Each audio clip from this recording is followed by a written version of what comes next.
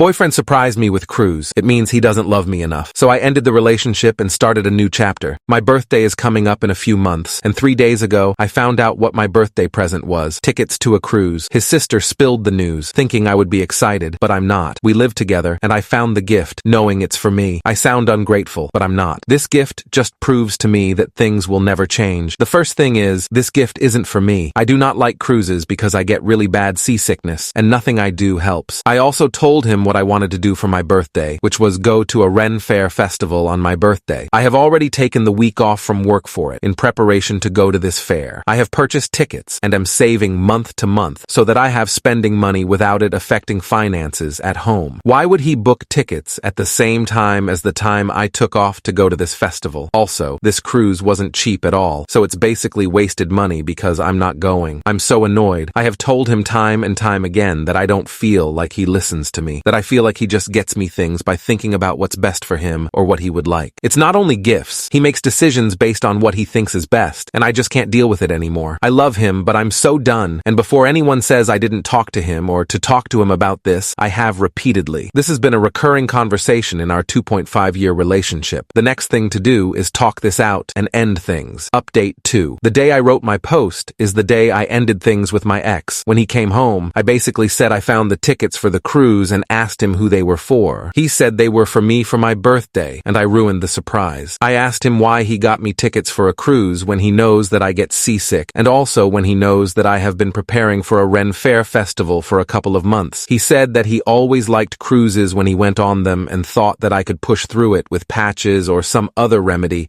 because it was a really expensive cruise. He continued talking, but to be honest, I spaced out because I realized just how much this man didn't care about me. He bought cruise tickets completely disregarding what I had planned, how I would feel, and what I wanted to do, all because he liked them. Like, forget my birthday, forget what I want, forget how sick I get. He likes cruises, so we should do that. I think he realized I wasn't speaking or excited because he asked me what was wrong, and I broke up with him. He was shocked and angry, and he asked why. This isn't the exact wording, but I said something like, "It's because I have realized how much you really don't care about me, and that you're always willing to put your wants over mine every time it suits you, even on my birthday." He started to argue and wanted to talk about it, but I was just numb and went to bed on the couch. After 2 hours of trying to speak to me, he left me alone. I woke up the next day and got ready for work. I oddly felt fine, and he wanted to talk, but I just said, I'm done. And if he wanted to talk about the apartment or what we would do about the lease or anything regarding the end of the relationship, I'm okay with that. I told him I'm not changing my mind about this, and for me, this relationship is done, and I just want to split amicably. While I was at work that day, I had free time, and I wrote down every instance I could remember just in the last 6 months of him choosing his wants needs over mine. It was nearly 3 pages front to back, and I didn't even realize how much I let go of because he didn't want to do it. When I went home and he tried to talk again, I gave him the list, and I explained what it was. He left me alone the rest of the second night. He's still not accepting the breakup. He wants to do couples therapy now, or even go on a break because he realizes how much he has done, but nope, I'm not doing it. I'm not trying to be mean or harsh to him, but I don't want to give him false hope. I also feel weirdly okay, but also numb at the same time. What I have to deal with now is breaking the lease, which he isn't willing to do because he thinks we can move past this. So I'm going to talk to the leasing office and see my options. At least I have my birthday to look forward to as I deal with a relationship ending and having to find a new place to live. So I don't even know what to say about the past 2 weeks since I last posted. I had hoped to do a real quick update saying I was good, out of the lease, found a place, but I can't say that. First, the leasing office offered me a way out of the place, and it's really expensive. We have 4 months left, and there is no way I could afford to break this lease, find a new place, move, put down a deposit, and everything else that comes along with moving. If my ex and I break the lease together, it is significantly cheaper, but he has refused, so I have no choice but to live with him. I have a few places in mind, and I'm eligible, so I will just deal with this for now. I moved all of my things to a storage unit and put all my important documents into a safe location elsewhere. I have to get furniture for my new place since it was his place I moved into,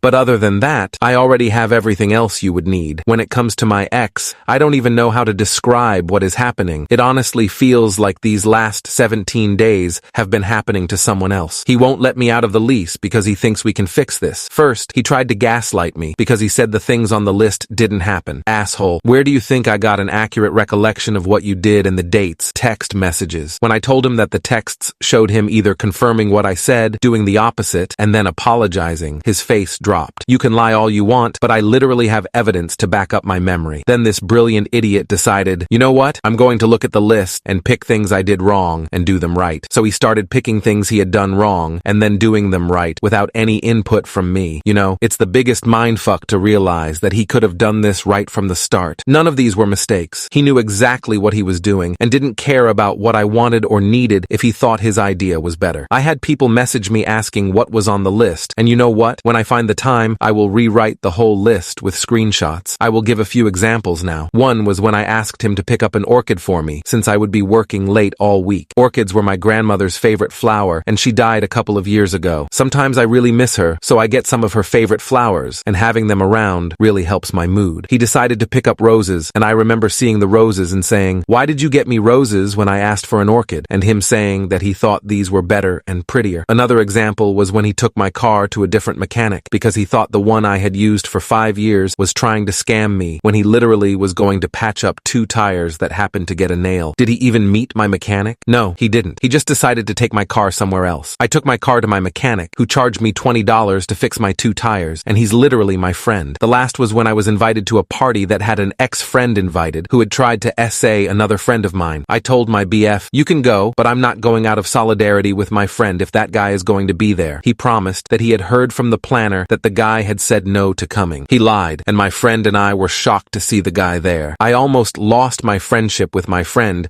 because my ex thought that we shouldn't miss out on a party because he could prevent the guy from approaching us. My ex would do things like this all the time, and each time I would be livid because he promised to do something for me, and then would veto my decision to go for what he felt was best before discussing it with me. I take full responsibility for enabling this behavior, but I honestly thought at the time that I was compromising, and he fully took advantage of that. At the time I thought, wow, he's not doing what I wanted, but he's still doing these things, and it's misguided, but he's trying. I did go to my close friends and sister to vent, and I would hear, "Oh, but at least he still got you flowers. I can't remember the last time I got roses. He was looking out for you. Some mechanics are leeches. He was trying to be a protector when he lied about the party." I realize now that these responses made me feel bad and helped me accept the behavior, because when I vented to my friends and sister, I got feedback that made it seem like I was ungrateful and that he was a boyfriend who made mistakes, but at least he tried. I also didn't realize the sheer amount of bullshit I put up with. Writing it down and seeing the list get longer and longer